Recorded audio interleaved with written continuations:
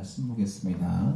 갈라디아서 2장 1절부터 9절까지 말씀입니다. 갈라디아서 2장 1절부터 9절까지 말씀. 좀 길죠? 기니까 교독하시겠습니다. 제가 먼저 읽도록 하겠습니다. 14년 후에 내가 바나바와 함께 디도를 데리고 다시 예루살렘에 올라갔나니 예수를 따라 올라가 내가 이방 가운데서 전파하는 복음을 그들의 지시하되 유력한 자들에게 사사로이 한 것은 내가 다른 것이 헛되지 않게 하려 합니다. 그러나 나와 함께 있는 헬라인 디도까지도 억지로 할례를 받게 하지 아니하였으니 이는 가만히 들어온 거짓 형제 때문이라. 그들이 가만히 들어온 것은 그리스도 예수 안에서 우리가 가진 자를 보려고 우리를 종으로 삼고자 함이로되 그들에게 우리가 한시도 복종하지 아니하였으니 이는 복음의 진리가 항상 너희 가운데 있게 하려 함이라. 유력하다는 이들 중에 본래 어떤 이들들이 내게 상관이 없으며 하나님은 사람을 외모로 취하지 아니하시나니 저 유력한 이들은 내게 은총을 준 것이 없고 도리어 그들은 내게 무할례자에게 복음 전함을 맡은 것이 베드로가 할례자에게 맡은 것과 같은 것을 보았고 베드로의 역사사 그를 할례자의 사도로 삼으시니가 또한 내게 역사사 나를 이방인의 사도로 삼으셨느니라. 함께 읽겠습니다. 또 기둥같이 여기는 야고보와 게바와 요한도 내게 주신 은혜를 알므로 나와 바나바에게 친교의 악수를 하였으니 우리는 이방인에게로 그들은 할례자에게로 가게 하려 함이라. 아멘. 우리 이 말씀을 가지고 각자 맡은 자리에서라는 제목으로 말씀을 좀 나누려고 합니다. 바울의 서신이죠. 갈라디아서. 처음 시작이 이렇게 된 14년 후에 내가 바나바, 여기서 내가는 바울이겠죠. 바울과 바나바가 디도를 데리고 예루살렘으로 올라갑니다. 그러면서 이야기가 시작되죠. 계시를 따라 올라가 내가 이방 가운데서 전파하는 복음, 그들에게 제시하되 유력한 자들에게 사사로이 한 것은 내가 여기서 다름질하는 것이나 다름질한 것이, 그러니까 했던 것, 과거 형태와 그리고 할 것, 그 모든 것이 헛되지 않게 하려다, 그런 의미입니다. 같은 말이 아니에요. 3절, 2절이 그렇게 되고요.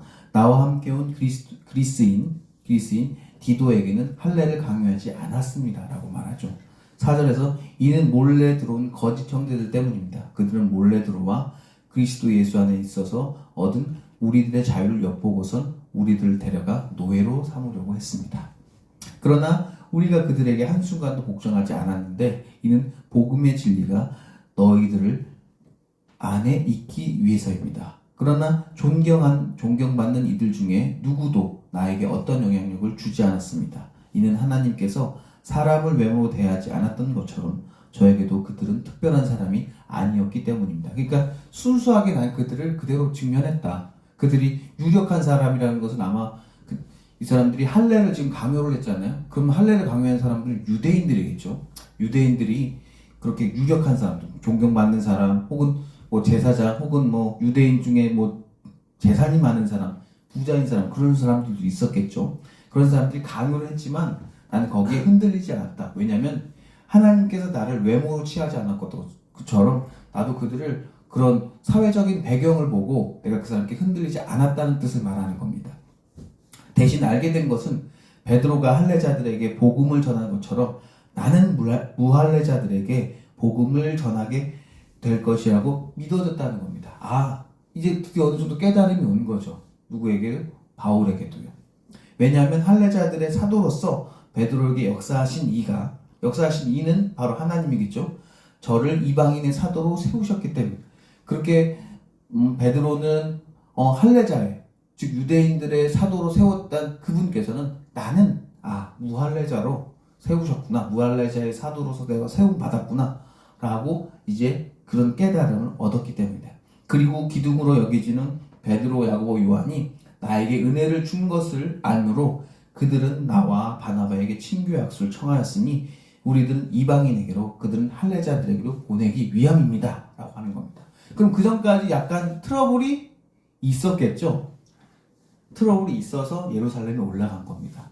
올라가서 어떤 그런 트러블이 있었겠죠. 예를 들면 성경에서 오늘 본문 거기서 나오진 않았지만 베드로, 그 다음에 또 다른 바울 그리고 바나바 이렇게 식사를 하는데 갑자기 유대인들이 온다고 하니까 어떻게 했어요? 바나바와 베드로가 그 식사 자리에서 도망가 버렸죠. 그런 일들이라든지 그런 걸로 인해서 엄청나게 화를 냈죠. 그런 부분들도 이 부분에서 이 본문의 부분을 보면 어느 정도 해소가 된 거죠. 어떻게 해소가 됐습니까? 아, 너는 너의 길이 있고 나는 나의 길이 있구나. 서로 가는 길이 다르구나 라는 것을 인정하는 거죠. 할례가 옳으냐 무할례가 옳으냐 그게 아니라는 거예요. 제가 이 본문을 7년이 지난 그러니까 2016년에 했을 때고 그리고 지금 2023년 지금 두 번째 하게 되는데 그때와 지금이 많이 달라요. 그때는 이거 할례는 안 된다라고 생각했었는데 지금 지나고 보니까 할례와 무할례의 문제가 아니고 그리고 이방인들과 식사하지 않는 게 문제가 아닌 거예요. 즉 베드로는 무할례들과 즉 이방인들과 식사하면 안 돼요. 도망가는 게 맞아요. 왜? 그는 하나님께서 즉 할례자들인 유대인들에게 사도로서 세움을 받은 사람이기 때문에 그래요. 그러면 그 사람은 유대인들한테 앞에서 내가 복음을 전해야 되는데 근데 내가 이방인들하고 식사를 할 거 다 하면서 그들과 돼지고기 먹지 말아야 되는데 그들과 돼지고기도 먹고 그 모든 것 율법에서 어긋난 모든 음식을 먹으면서 입에서는 그런 냄새가 나는데 그들 앞에서 내가 예수님은 복음입니다 할 수 없다는 거예요. 반대로 나는 남에게 할례를 다 하면서 무할례자들한테 너도 할례해야 된다라고 바울도 그렇게 못한다는 겁니다. 바울은 바울 마찬가지로 상황이 맞게 되어져 있는 거죠. 그전까지 바울은 베드로가 야, 너 믿는 사람이 왜 그렇게 행동해? 할례를 그렇게 강요해? 믿는 사람이 그렇게 율법을 강요해? 그거 과거잖아. 구약에 있는 법이잖아. 그거 깨버려야지. 이렇게 아마 생각했을 겁니다. 하지만 오늘 이 본문을 통해서 우리가 알 수 있는 것은 각자 가는 길이 다르구나. 너는 너의 길이 있고 나는 나의 길이 있구나. 서로 다른 거구나. 그래서 서로 다르기 때문에 너랑 나랑 함께 있을 수가 없구나라는 것을 아는 거죠.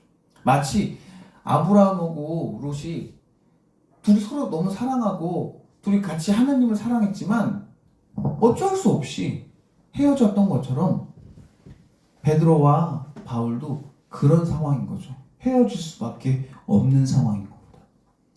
모든 것이 다 옳다고 해서 모든 상황에서 모든 조건에서 다 맞는 게 아닙니다. 할례를 자랑하는 거 그거 자기 공로죠. 그거 욕먹을 짓이죠. 하면서 그게 그 문법이 그 문장이 다 맞다고 해서 그 문장을 가지고 와서 유대인들한테 할례한 유대인들한테 그거를 접목시킬 거냐고요. 그럼 뭐죠? 돌 맞죠? 아마 여러분 돌을 맞을 겁니다. 아마 죽을 수도 있을 거예요. 반대로 무할례자들인 이방인들한테 가서 너희들 할례해야 된다고 데리고 와서 할례하겠다고 하면 어떻게 될까요? 그렇죠. 그것도 죽을 위험이 있습니다. 하나님은 둘 다 사랑하기 때문에 무할례자도 사랑하고 할례자도 사랑하고 율법을 지키는 자들도 사랑하고 율법이 없는 자도 사랑하시기 때문에 하나님은 그런 사도를 둘을 세운 겁니다. 베드로를 세우셨고요. 그에 맞게 바울도 세운 겁니다. 하나님은 우리들이 각자 맡은 바 자리에서 최선을 다하기를 원하십니다. 너는 너의 자리에서, 나는 나의 자리에서. 가정의 자리죠. 5월달. 부모는 부모의 자리에서 최선을 다해야겠죠. 자녀는 자녀의 자리에서 최선을 다해야겠죠. 자녀는 공부를 열심히 하는 게 맞는 거고요. 부모는 그 아이들을 먹이고 입히는 거에 최선을 다하는 게 맞는 겁니다. 우리는 각자 그렇게 맡은 자리에서 최선을 다하는 겁니다. 오늘 이 본문이 그래서 우리에게 주는 교훈은 그겁니다. 각자 맡은 자리에서 최선을 다하자. 남들 보는 거, 다른 사람들은 저렇게 사는데 나는 이렇게 살아. 삶의 방법이 다른 거예요. 그 사람은 무할례자들과 함께 일을 하는 바울인데 바울은 그렇게 사는 게 맞죠. 반면 베드로는 할례 받은 사람들과 함께 살아가는 거니까 그게 맞는 거죠. 근데 우리는 서로 다른 걸 인정 못하죠. 각자 자신의 주어진 자리에서 최선을 다하면 되는 건데 그거 잘 못하죠.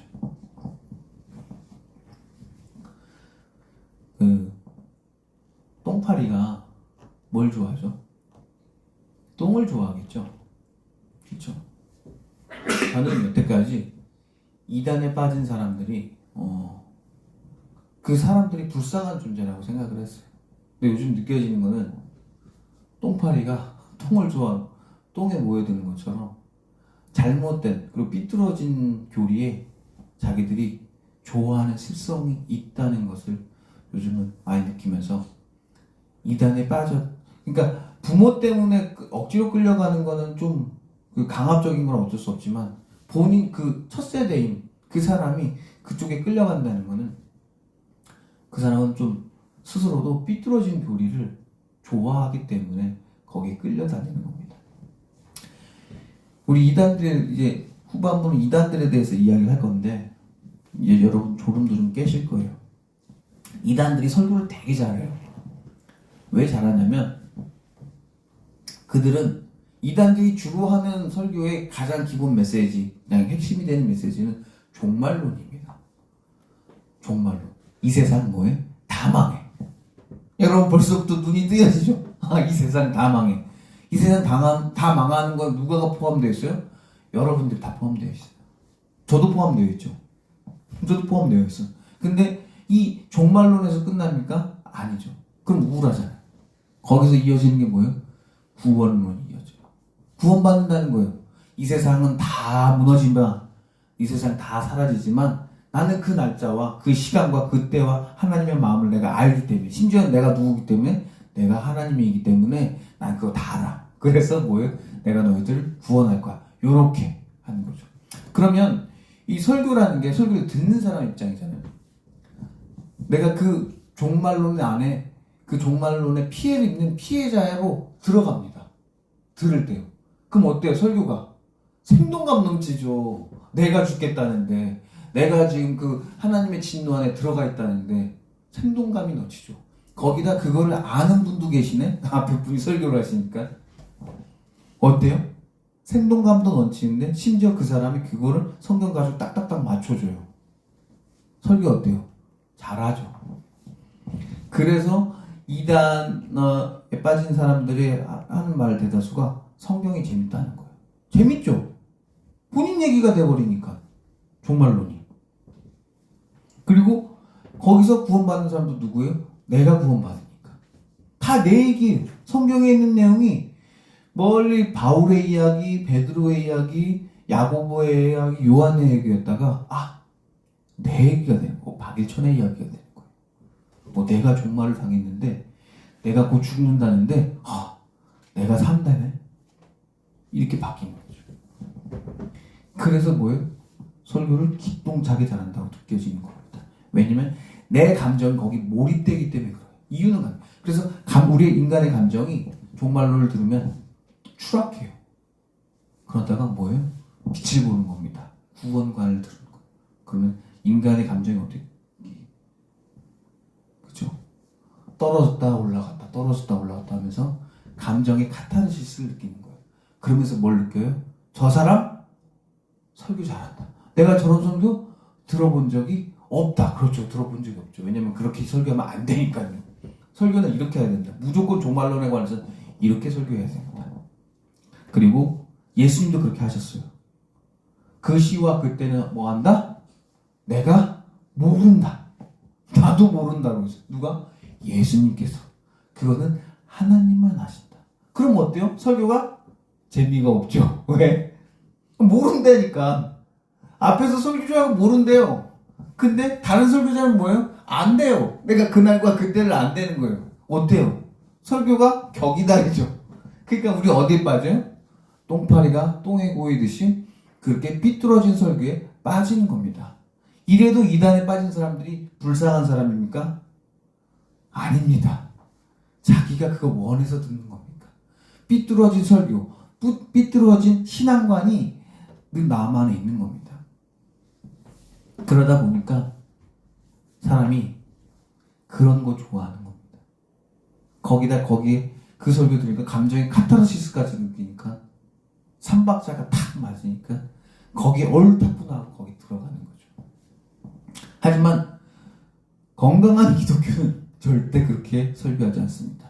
종말론에 관해서 이야기하죠. 종말은 있다고 하지만 그 시간과 그때 그 상황은 우린 전혀 모른다. 예수님도 모른다고 하셨다. 예수님께도 모신다고 하셨고, 그래서 우리는 종말에 관해서 우리가 종말은 누구의 일이다? 그건 하나님의 일이다. 설교자는 하나님이 아니다. 하나님의 말씀을 대언받은 사람일 뿐이지 하나님께서는 하나님이 직접 하실 일을 우리가 할 수는 없는 거다. 이렇게 하죠. 그러니까 이단에서 사이비에서 말하는 설교가 기똥차게 느껴지는 거예요. 그 사람들은 알잖아요. 종말을 안 돼요.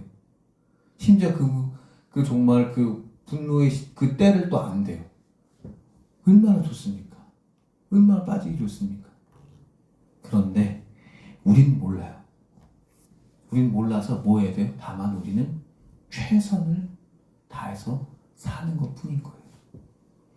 어때요? 지루하죠? 따분하죠? 그 흔한 명제죠. 결국 흔한 명제로 딱 떨어져요. 아, 그냥 나 원래 사던 대로 내가 아빠니까, 내가 엄마니까 나 원래 사는 대로 살면 되는구나. 별거 없구나. 졸리구나. 하품 나오구나. 어제 들었던 그 말씀이 오늘도 내가 또 들었구나 라고 느껴지는 거예요. 마치 뭐처럼? 밥처럼요. 밥은 별로 맛이 없어요. 저 요즘 밥 잘 안 먹어요.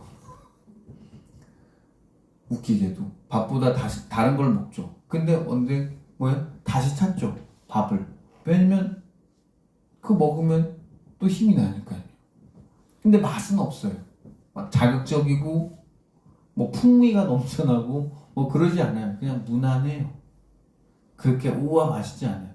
근데 그게 힘이 납니다.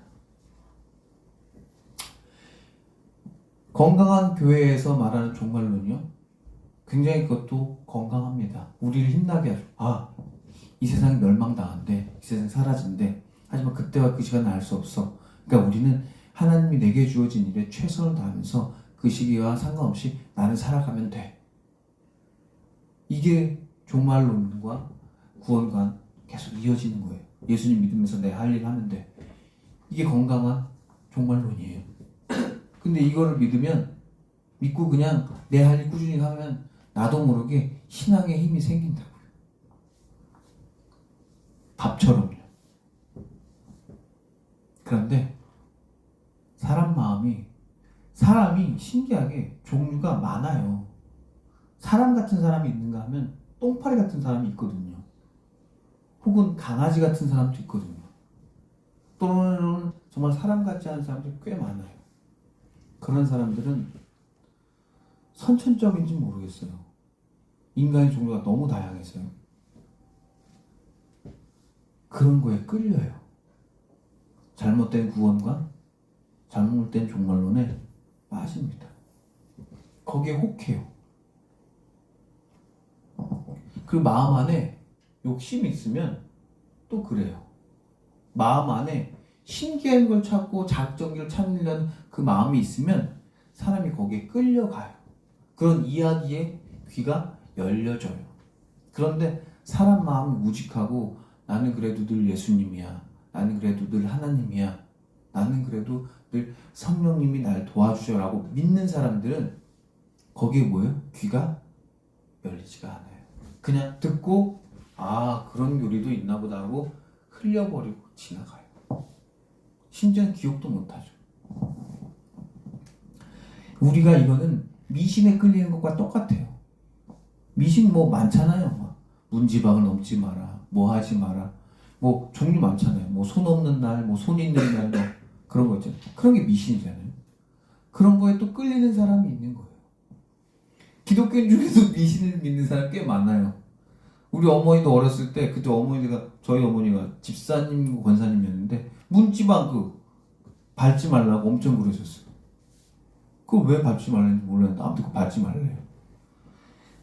보니까 미신에서는 그 문지방이 죽음과 삶의 경계래요. 그래서 거길 밟으면 안 된대. 그럼 집에 문지방일 뿐인데, 문틀일 뿐인데, 문틀의 밑에 있는 하단부일 뿐인데, 미신은 거기에 의미를 두는 거예요. 하지만 하나님은 살아계셔서 그런 비합리적이고 말도 안 되는 걸 깨시는 거예요. 여러분, 말씀을 잘 마칠게요. 저는 여러분들이 각자 주어진 자리에서 최선을 다하셨으면 좋겠어요. 누구 믿고요? 하나님 믿으시고요. 지금 오늘 본문에 나와 있는 것처럼 베드로와 바울이 서로 각자 가는 길이 달랐어요. 그죠? 그렇기 때문에 여러분 주어진 자리에서 최선을 다하시기 바랍니다. 그리고 내가 가는 그 길이 또 최고라고 생각하지 마세요. 다른 사람 길, 여러분과 정반대 방향으로 살아가는 사람도 있는데요. 그 사람들도 오늘 본문에 있는 말씀처럼 하나님이 하시는 거일 수도 있어요. 그러니까 그 사람들도 너무 욕하지 마세요. 그냥 각자 방향이 다른 겁니다. 그렇게 하면서 나와 다른 사람도 이해하고 존중하면 오늘 하루 한 주간 사셨으면 좋겠습니다. 기도하고 마치겠습니다. 주님, 각자 맡은 자리에서 최선을 다하면서 살아가야 하는데 내가 사는 건 진짜 같고 남이 사는 건 가짜 같아 보입니다. 그런 편협하고 왜곡된 생각은 버리게 하시고 오로지 하나님 안에서 그런 사람도 존중하며 살아가게 하여 주시옵소서. 좀 더 성숙한 신앙인으로 오늘 하루 살게 하여 주시옵소서. 이 모든 말씀 언제나 우리를 사랑하신 나사렛 주 예수 그리스도의 이름으로 기도드렸습니다. 아멘.